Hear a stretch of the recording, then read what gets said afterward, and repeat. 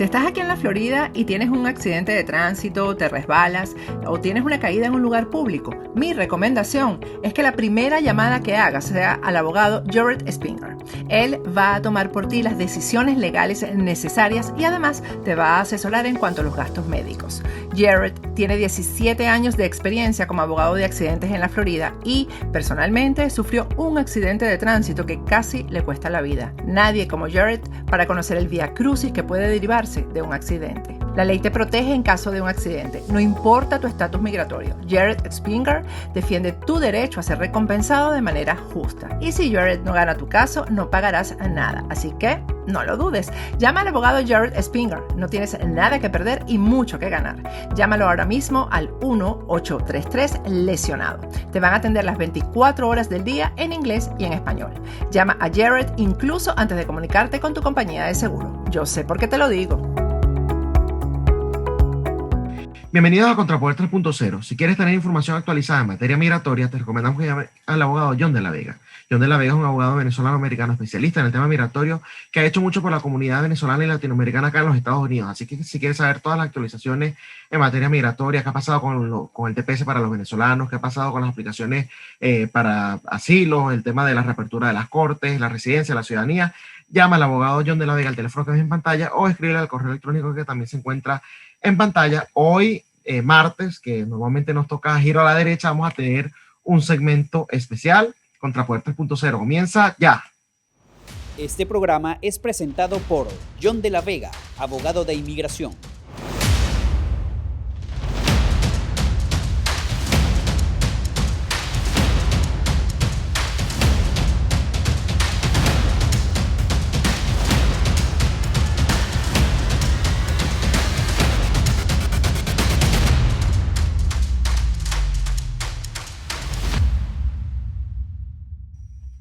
Bienvenidos a Contrapoder 3.0 con José Colina Esteban Hernández. Hoy día martes, que es de giro a la derecha normalmente, vamos a tener realmente un programa especial. El teniente Colina no nos va a estar acompañando, pero contamos con la presencia de Sergio Martínez. Él es economista mexicano. Bienvenido, Sergio, ¿cómo estás? Excelente, Esteban. Un gusto estar contigo y con Contrapoder. Gracias. Muchas gracias a ti por aceptar la invitación. Oye, ¿sabes que después de las declaraciones de Alberto Fernández, no sabía si presentarte como mexicano o de otra manera, ¿no? Porque tú sabes que ahora esta gente se la pasa insultando, ¿no? Ustedes vienen de los indios y los brasileños de la selva y los argentinos de los barcos. Eso ha sido el chiste en Latinoamérica. De verdad que yo no sé qué hacemos, Sergio, ¿no? Para merecernos estos gobernantes tan patéticos. López Obrador no se queda atrás también con sus comentarios. El nuestro tampoco, Nicolás Maduro. Es ilegítimo, pero bueno, está allí. Y Pedro Castillo, si llega a Perú, bueno, también nos va a dar bastante show. Pero bueno, acá vamos a hablar de un tema que no pudimos conversar la semana pasada, porque justamente como no somos izquierdistas, nos toca trabajar y tú tenías compromisos laborales en ese momento, que es el tema de, las elecciones que hubo hace 2 fines de semana en México, que fueron elecciones parlamentarias. Quiero empezar por allí. ¿Cómo quedaron las fuerzas políticas en estos momentos? ¿Se ve debilitado o fortalecido el gobierno de López Obrador, Sergio? Pues a grandes rasgos, el gobierno que encabeza el presidente Andrés Manuel López Obrador perdió fuerza, pero no tanta fuerza como como hubieran querido quizá sus más aguerridos opositores. Hubo opiniones mixtas sobre los resultados de las elecciones.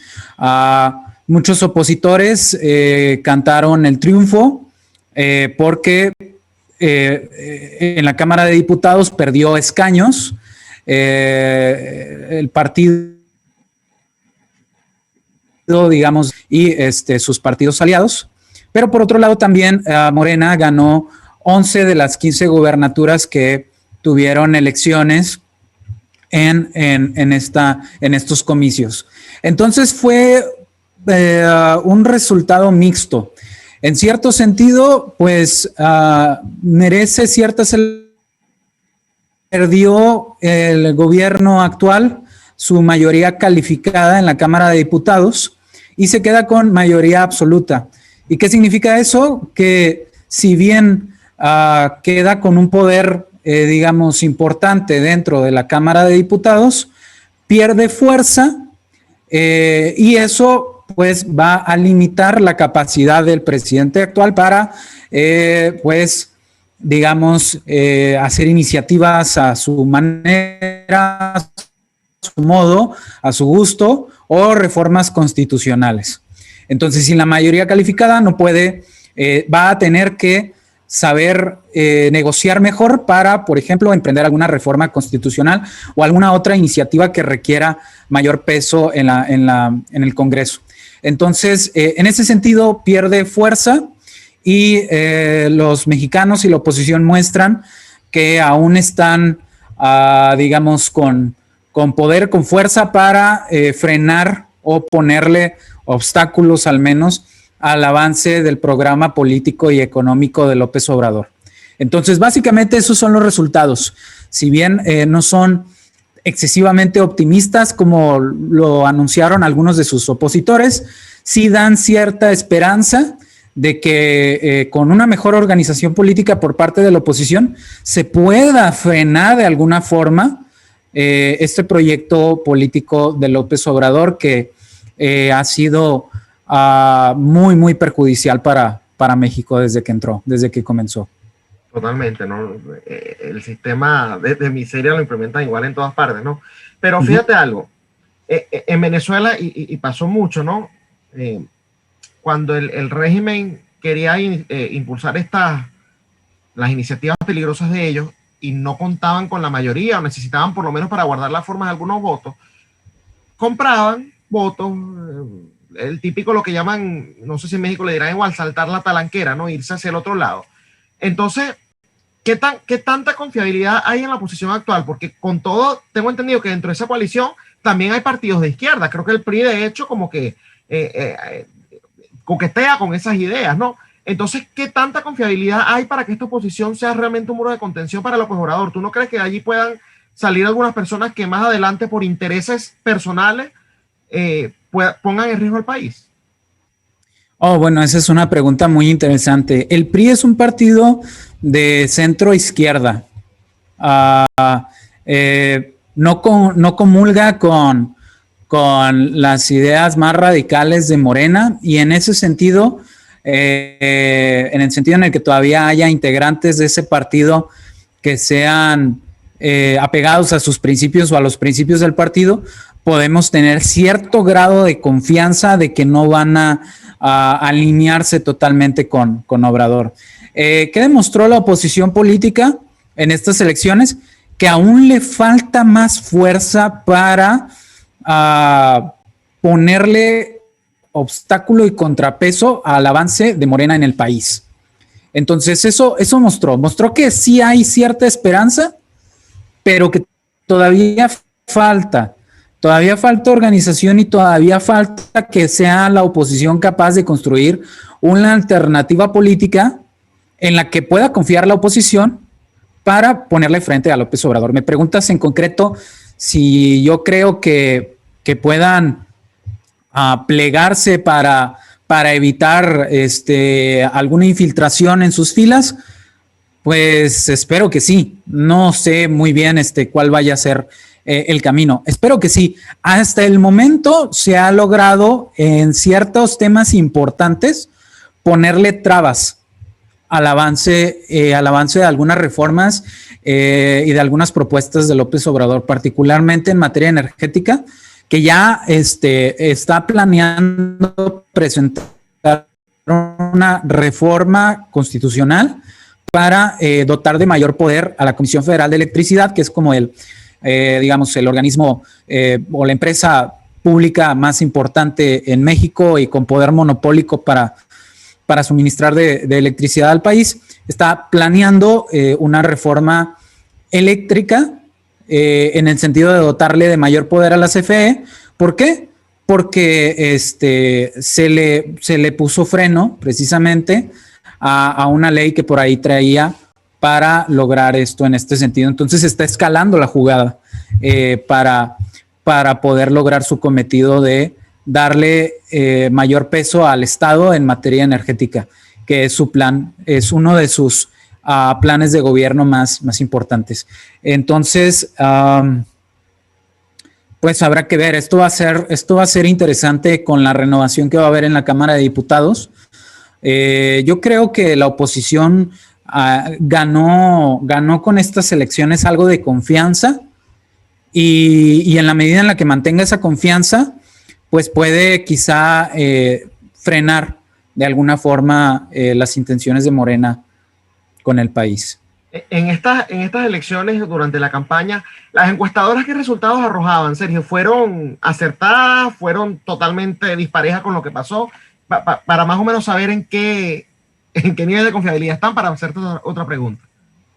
Muy buena pregunta. Pues las mejores encuestas sí vaticinaron más o menos correctamente los resultados que veríamos. Hubo por ahí algunas encuestas más optimistas que vaticinaban un mayor descontento hacia Morena y realmente no ocurrió. Entonces, pues todavía estamos viendo qué va a pasar. No podemos bajar la guardia. Al contrario, tenemos que redoblar esfuerzos de aquí hasta las siguientes elecciones, porque Morena es muy probable que concentre más fuerzas y que concentre... Demostró ser inteligente políticamente para congregar a sus ciudadanos que todavía son simpáticos al proyecto de la 4T en votar a favor en muchas de las gubernaturas del país. Entonces, pues sí, para responder tu pregunta, no hubo así errores espectaculares en lo que se preveía en las encuestas y en la opinión popular. Ok. Muchas opiniones... se preveía que Morena mantendría la mayoría en la Cámara de Diputados y así fue. Mantiene una mayoría absoluta, afortunadamente no la mayoría cualificada, que le permitiría pues tener aún más poder y menos contrapeso.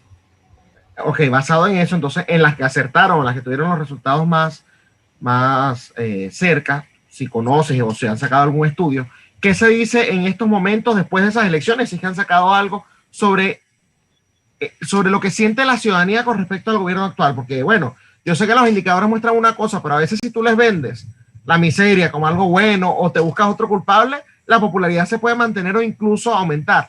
¿Cómo se siente la ciudadanía de acuerdo a esos indicadores o de acuerdo a esas encuestadoras que han sido acertadas?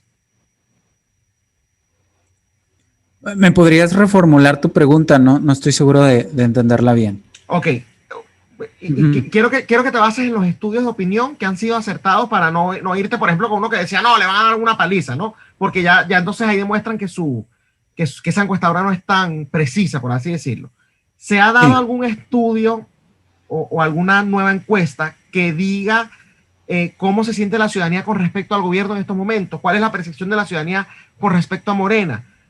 Por ejemplo, López Obrador, ¿cómo están sus índices de popularidad? ¿Votaron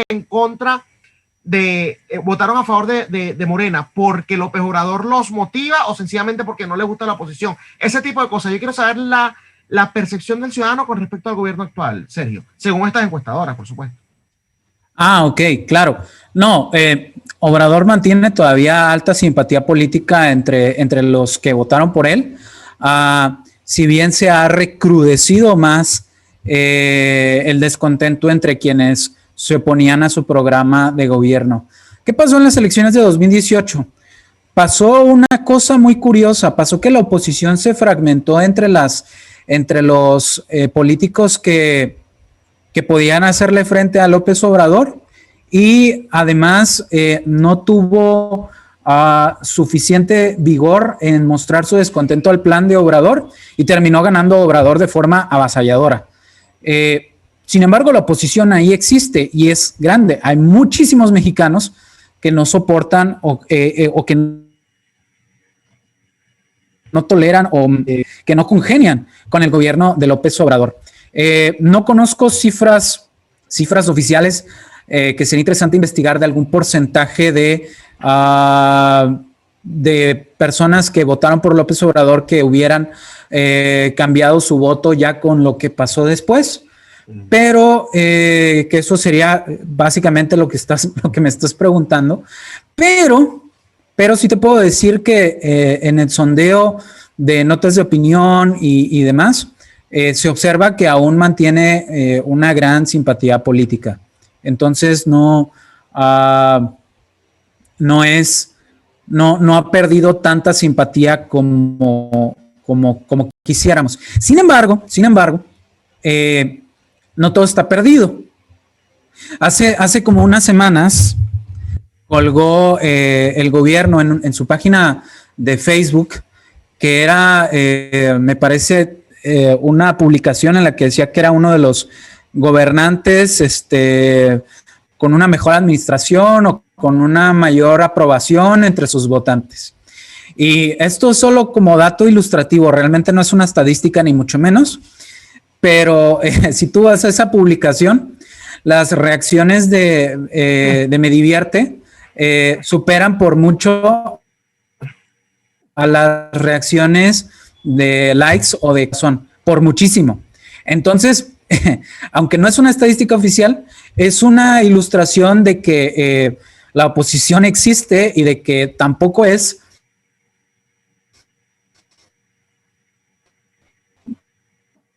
tan decoloniada con él. De hecho, en estas elecciones, Esteban, no sé si me perdí por ahí un poquito, creo. Se perdió un poquito, pero ya se retomó el audio, sí. Ok, perfecto. En estas elecciones sobresalió la división clara que hay en la capital del país, que es la Ciudad de México. Y hubo muchos memes y hubo muchos comentarios al respecto, porque fue muy notorio que la Ciudad de México está fragmentada mitad y mitad, una mitad a favor de Morena y la otra mitad completamente en contra. Y hubo memes ahí humorísticos diciendo que, bueno, esa era la nueva muralla de Berlín y demás, porque teníamos Ciudad de México pues de izquierda morenista y Ciudad de México de opositora, ¿no? Y al presidente le molestó mucho esto. Le molestó mucho ver estos memes. Los ha traído a colación en las mañaneras en lugar de hacer algo productivo de ellas. Los ha traído a colación, juzgado a las personas que se le oponen como aspiracionistas que no están alineados a su proyecto y que, bueno, son gente de clase media que tiene una visión elitista sobre México y demás, dividiendo como lo hacen todos los populistas a la población, ¿no? Y aprovechando estos memes precisamente. Pero fue muy, muy ejemplar el caso de la Ciudad de México porque mostró que, porque además mostró algo bien interesante, Esteban. No sé si supiste del accidente terrible que tuvo la Ciudad de México hace recientemente en una línea de metro, que se cayeron unos vagones de metro. Uh-huh. Bueno, en la alcaldía en la que pasó eso, no perdió Morena. No perdió Morena en las elecciones. Entonces, esto puede sugerir muchas cosas. Evidentemente no hubo voto de castigo en esa alcaldía hacia Morena, pese a que funcionarios alineados con el presidente actual están señalados como culpables o se les culpabiliza de ese incidente. Y no hubo voto de castigo, pero ¿eso qué podría sugerir, entre otras cosas? A mi parecer sugiere que la gente que vota por Morena no lo hace porque crea que Morena es una fuerza política que castiga la corrupción o que castiga una mala praxis política, sino que lo hace porque Morena logró afianzar rentas en esos sectores. Es decir, logró afianzar a sectores poblacionales, a sectores poblacionales a los que tiene pues dándoles transferencias gubernamentales que mantienen su simpatía política, ¿no?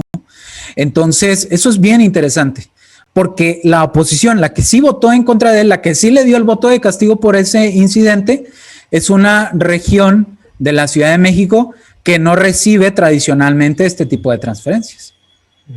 Entonces, el voto de Morena parece responder más que al proyecto que tiene acá el señor López Obrador de anticorrupción y lo que tanto él dice, tiene que ver con el triunfo que ha tenido Morena en otorgar transferencias y en mantener la simpatía de la gente que recibe esas transferencias.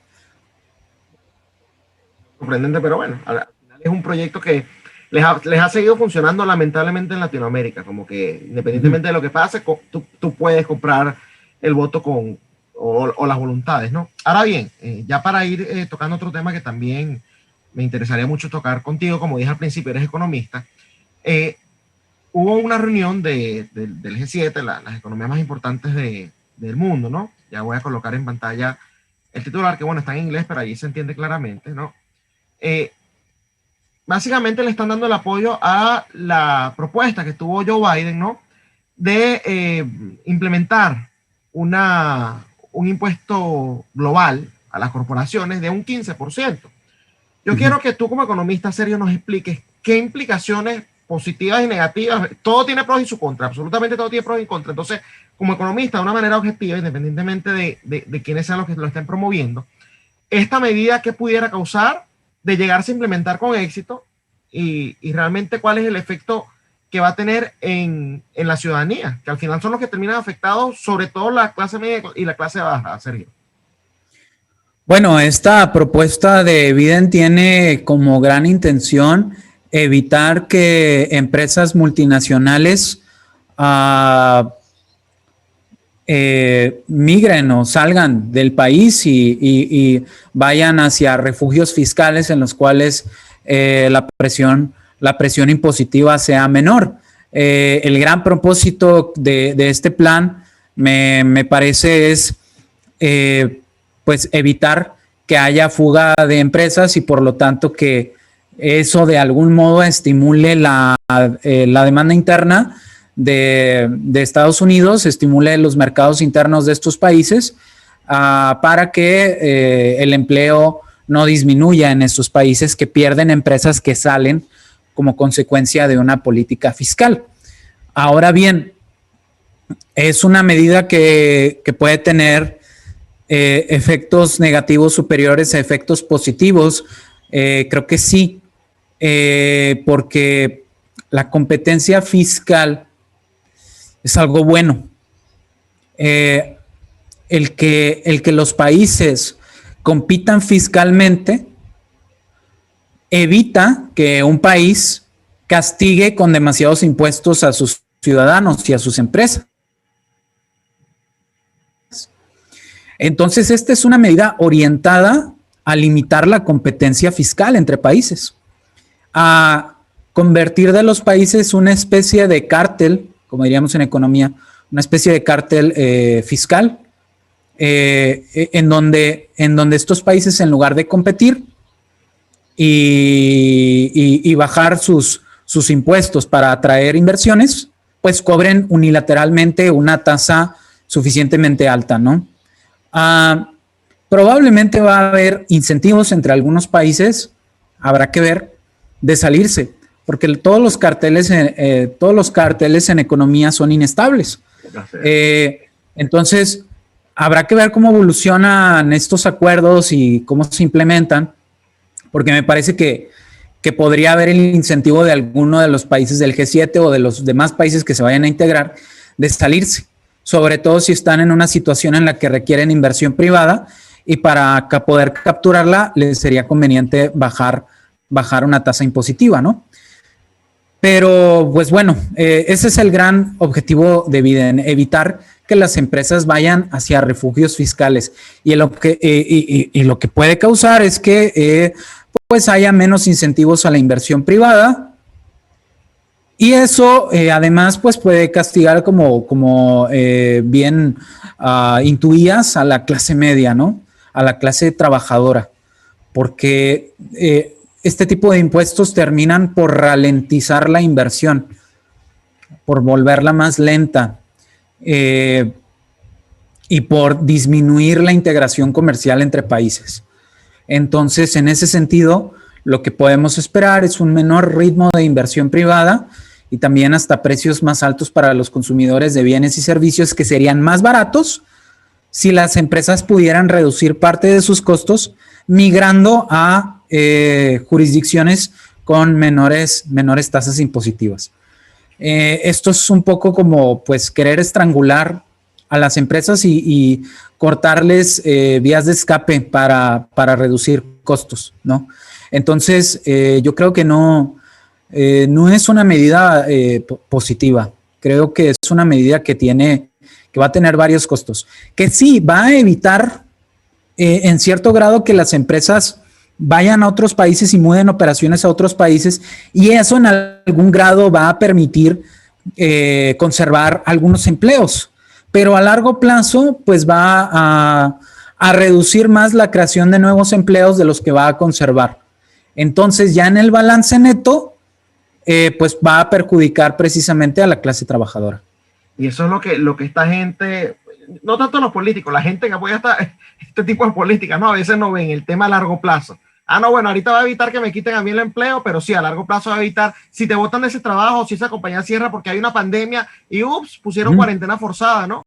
Y la empresa cerró, entonces ¿cómo tú haces para después conseguir otro empleo? Bastante interesante eso, y me gustaría también discutir contigo, Sergio, qué tan factible, porque sí, estamos hablando de las principales economías del mundo, ¿no? Pero qué tan factible, aunque excluyen algunas otras, pero qué tan factibles sería aplicar realmente este tipo de medidas, independientemente de estos países. Vamos a suponer que ellos decían cumplirlo, porque yo sé que tú estás poniendo que existe un incentivo eventual de que alguno de ellos abandone para poder capitalizar la inversión. Vamos a suponer que eso no suceda, pero vamos a suponer también que otros países que no están metidos en este grupo no implementen esas medidas. ¿Qué tan factible es realmente que estas economías logren aplicar esto con éxito cuando se pueden ir a un país quizá más pequeño, pero que les permita producir lo que ellos quieran producir a los costos que ellos lo quieran producirse?